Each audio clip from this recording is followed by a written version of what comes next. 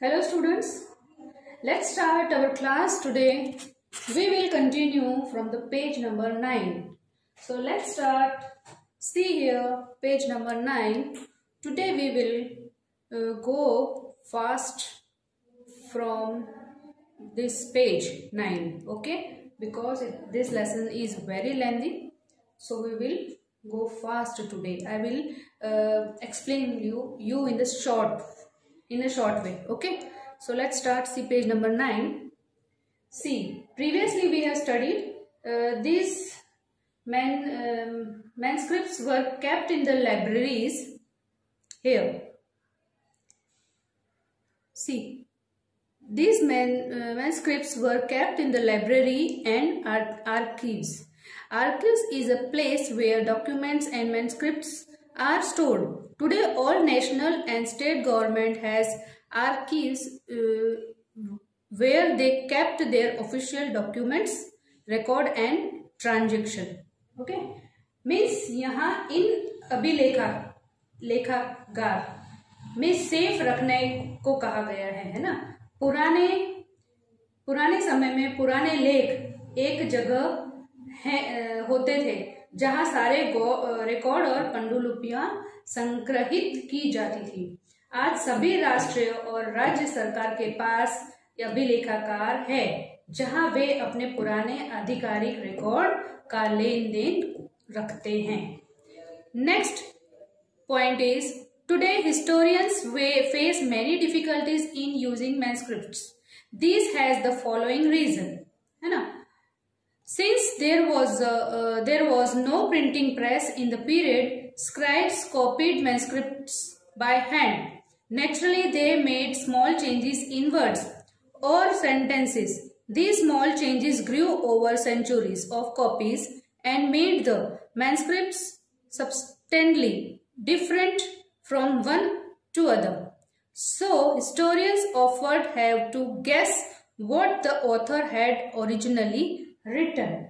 Means उस समय तक प्रिंटिंग प्रेस नहीं थी तो सभी वो डॉक्यूमेंट्स जो थे वो हाथ से लिखे जाते थे। मीन्स उनकी कॉपी बनाई जाती थी। ये छोटे छोटे चेंजेस किए गए और नकल करने के दौरान मतलब मीन्स हम कोई चीज को हम कॉपी करते हैं तो उसके दौरान कुछ ना कुछ वर्ड्स की चेंजेस हो जाती थी और नकल करने पर सदियों से वृद्धि हुई और पांडुलिपियों के अन्य से अलग अलग बनाए गए थे। ओके, लेखकों ने समय समय पर अपने कार्यक्रम में चेंजेस किए। जैसे यहाँ पे हम पढ़ेंगे, author revised their chronicle time to time. For example, Ziauddin Barani wrote his chronicle in 1356. For the first time, he wrote another version of it 2 years later. Both the versions were different from each other.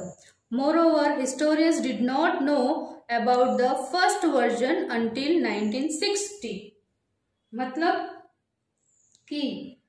जो समय समय पे changes हुए उस कार्यकाल में, जैसे कि जियाउद्दीन बुरानी ने इसकी इतिवृत्त यानी कि वर्जन 1356 में लिखा। 2 साल बाद उन्होंने दूसरा वर्जन लिखा। दोनों वर्जन के बीच का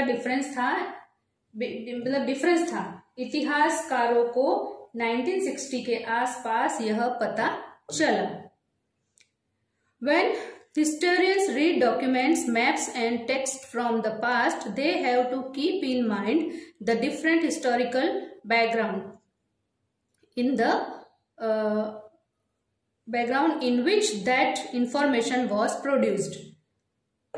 Also, they have to be careful about the terms they use because they might mean different things in the past.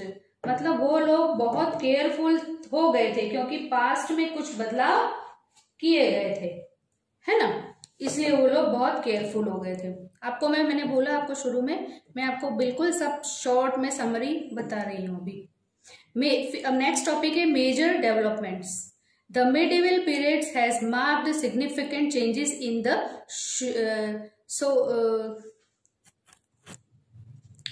Socio economic, political and religious condition of India. Means socio economic development के बारे में बताया गया है, यानी कि सामाजिक और आर्थिक विकास के बारे में। तो फर्स्ट है mobility. The medieval period was a period of a great mobility. People traveled long distance in search of wealth and opportunity. Many travelers group came in this subcontinent because it has immense wealth and the possibilities to grow. Means इस काल में लोगों ने धन और अवसर की तलाश के लिए लंबी दूरी तय की। कई यात्री इस सबकॉन्टिनेंट में आए क्योंकि इधर अपार धन और सामने बहुत बड़ी अपॉर्चुनिटीज थी, मतलब काम मिलने की संभावना थी। नेक्स्ट है new ideas. This travellers group brought the new technologies, new crops and other innovative ideas with them. These new ideas resulted in great economic, political, social and cultural changes. मतलब सभी यात्री नए विचार, यात्राकर्ता समूह की नई टेक्नोलॉजीज, क्रॉप्स और innovative तरीके से परिवर्तन किए गए। नेक्स्ट है technological changes. The medieval period has also witnessed great technological changes. For example this period, see, go to the page number 10.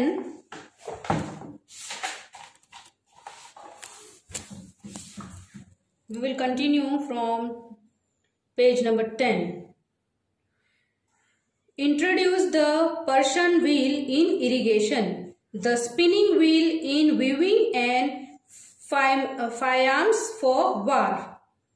मतलब मध्ययुगीन काल में भी महान कई तकनीकी परिवर्तन देखे गए, जैसे पर्शियन व्हील का आविष्कार सिंचाई के लिए और बुनाई के लिए हुआ, और बंदूक मतलब हैंड बंदूक के लिए भी हुआ। नेक्स्ट है, देखिए यहाँ पे एक पर्शियन व्हील का यहाँ पे पिक बना रखा है, पिक्चर है, और ये है स्पिनिंग व्हील। ये आपको कुछ गांधी जी का चरखा बोलते हैं, सूत काटने वाला, वैसा है ये। ठीक है। नेक्स्ट पॉइंट है एक्सटेंशन ऑफ एग्रीकल्चर। ठीक है। During this period there had been remarkable extensions of agriculture by clearing the forest.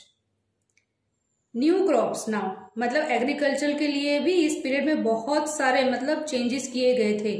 Clearing forest है ना, यानी कि इस पीरियड में फॉरेस्ट को साफ करने के लिए कृषि यानी एग्रीकल्चर का भी विस्तार किया गया था। नेक्स्ट है new crops. New foods and beverages were introduced in the subcontinent by traveler groups. Potatoes, corn, chilies, tea and coffee were some of the new crops introduced into the subcontinent during this period.